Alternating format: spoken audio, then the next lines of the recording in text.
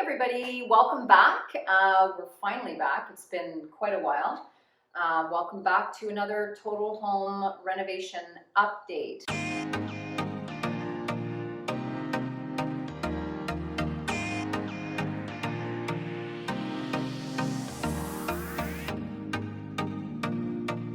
So, as you know from our last video, we were working on our sunroom addition, and we've come a long way since our last video, so we have a little bit to chat about. The last time you saw this room, it was basically bare bones. Yeah, bare bones. Framed, it was just framed, and so as you can see, we've got drywall up. So after the beam we put up, we still had the temporary wall in place with the insulation, because obviously it's an outside wall up until now. Now that's the outside wall.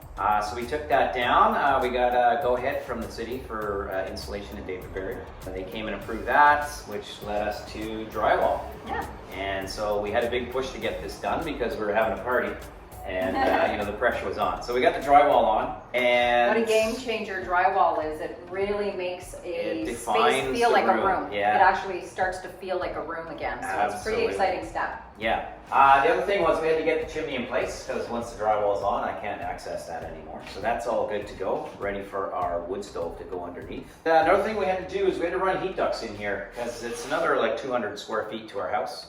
So I put one at either end, and that was a fun job. We had to core through the foundation.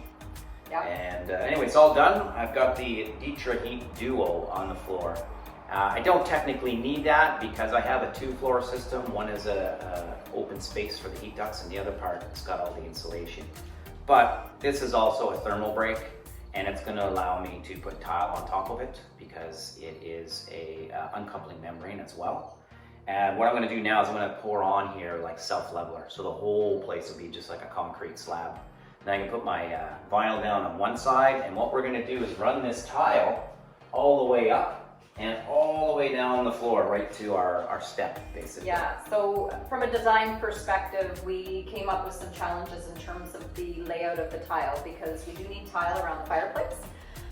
This tile here is the tile we're installing. It's 24 by 48.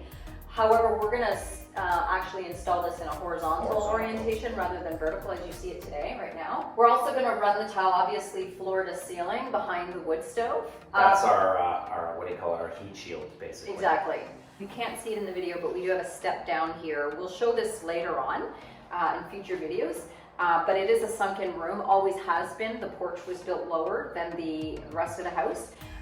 So we're going to run that flooring all the way to the step, because our challenge that we came up with was we're going to end up just having a great big box on the floor of tile, sort of like a, it'd be like a hearth. But like I just found that the design of that created some challenges for our floor planning in here, because it's such a narrow space. So to eliminate any of those challenges and also add more of a dramatic feature to the room, I figured the tile all the way through to the step would be quite beautiful and eliminate any floor planning challenges around the hearth area. So yeah.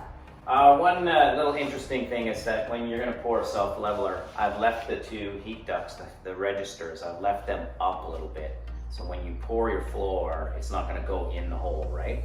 So after it all hardens, I will just break them free and push them back down flush, and then I can put my flooring right on top. Total home quick tip That's video. it. Well, thanks for following, and we'll see you next time on Renovation Update. Yeah, until next time, we hope you have a great day, and we'll be seeing you soon.